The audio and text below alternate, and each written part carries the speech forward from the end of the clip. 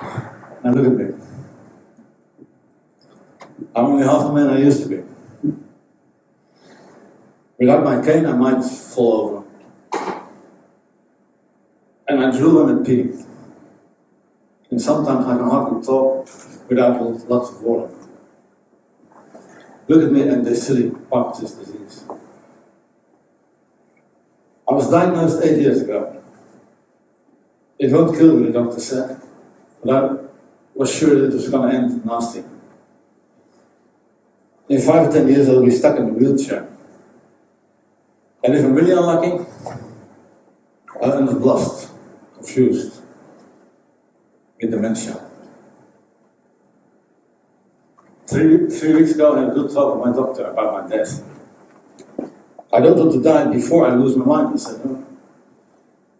Not because dementia will have taken away my consciousness.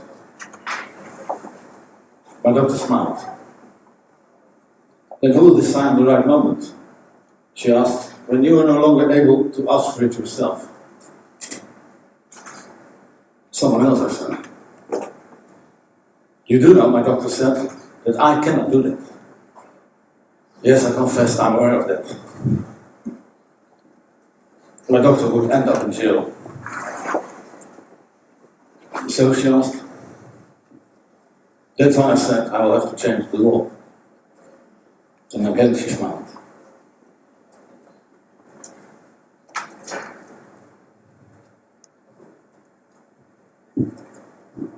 You know, my father was 91 years old when he mistook his wife for an intruder and attacked her with a kitchen knife. We took him to a nursing home.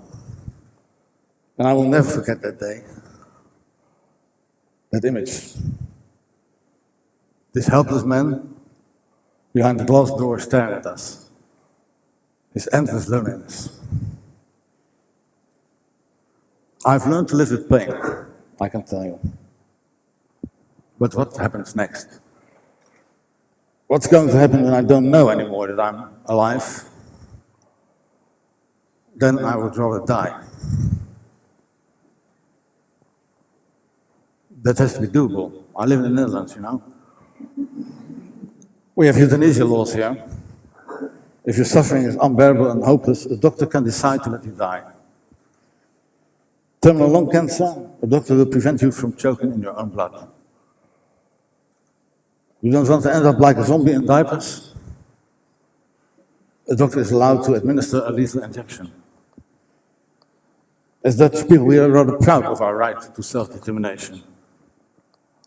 Just as we are proud of our liberal drug policy, it's part of our folklore, just like windmills. And the rest like this. But this right that we're so proud of, it doesn't exist. Our euthanasia laws are not half as liberal as everyone thinks they are. And when it comes to dementia, those laws are just unkept promises, empty words, hollow phrases.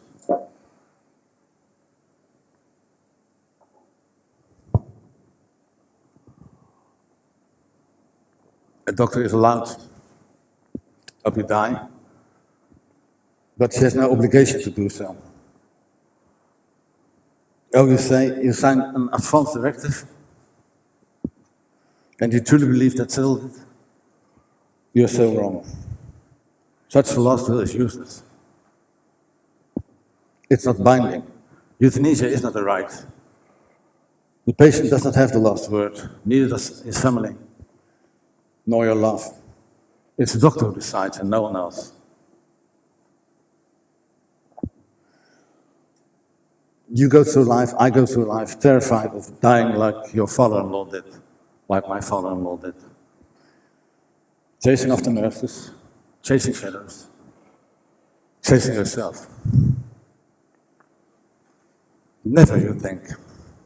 Never is that going to happen to me. But when the time comes that you're so lost, as you never hoped you'd ever be, you can no longer ask for a decent death. Because doctors do not kill people who don't know what's about to happen. Not even if this defined precisely the reason to die. And this paradox drives me mad. Nothing happens. You're just left there in the darkness, chasing your own tail. You know, every year in Holland, 16,000 people die of dementia. Thousands of them stated in an advance directive that they did not want to die like that. They wanted a dignified death. How many managed to escape their fate? 169 in 2017. But only because they request euthanasia in the early stages of their dementia. Just imagine. You're not doing anything crazy yet. And nobody knows that you are about to lose your mind yet. It could take years before they will move you to a nursing home. But you are so afraid of dying too late, like a vegetable in diapers, that you decide to die right now. Can you imagine what it must be like? The courage it takes to die. But you are out of options.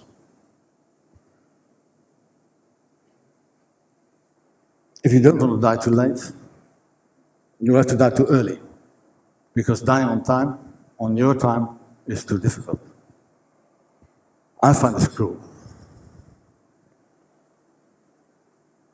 So you might ask what happens to the others, to the thousands who don't ask for euthanasia straight away. Eventually they all die, of course.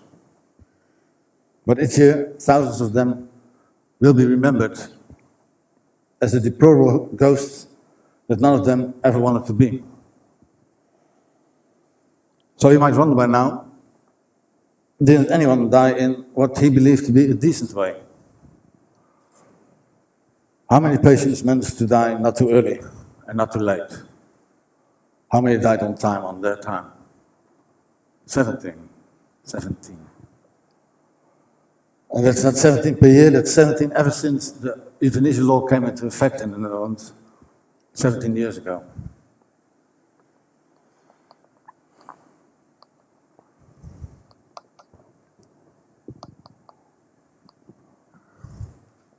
One Sunday last summer, I came home.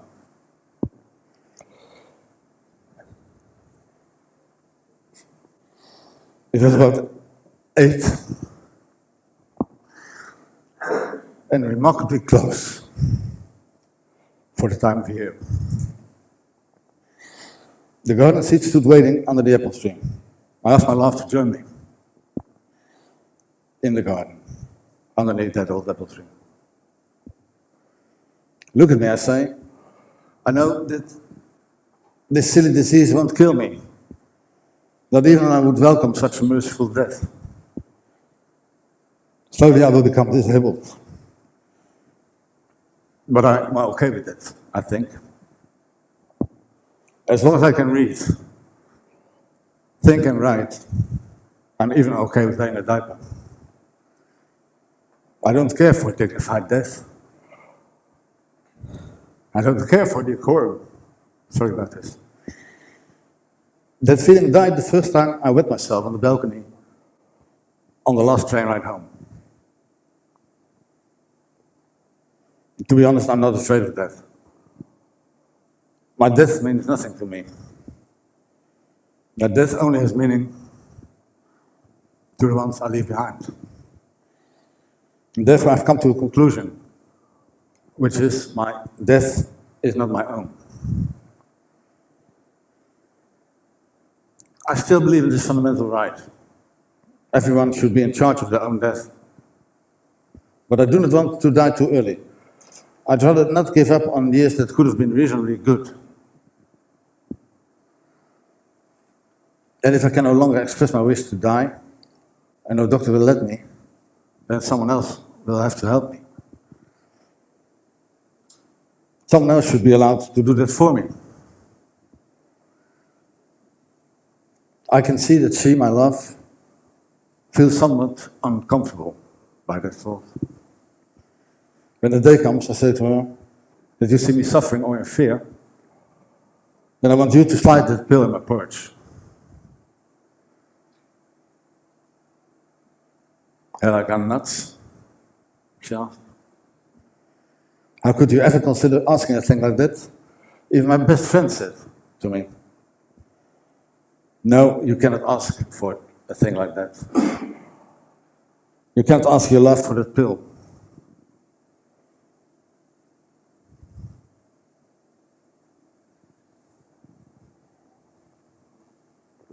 So can we think of any other way to die in time? When no doctor is willing and your love is not able to help you die. Yes, I think you should do it together. You and your doctor and your love. And this is not as far-fetched as it may seem. Right now your love can hold medical treatment if you get pneumonia. Doctor lets you just skip the antibiotics. And you will die all the same, only later. The law should enable your loved one to request euthanasia for you, I think, on your behalf. As if it were you asking. I heard the wings of wild geese in the sky. How still, the poet said, and empty it was becoming. And luckily someone came and sat beside me. To be precise, it was my love. Who came to my side under the apple tree, remarkably close for our time of life. I think there's beauty in the trust you place in someone when you let her decide on the day you will die.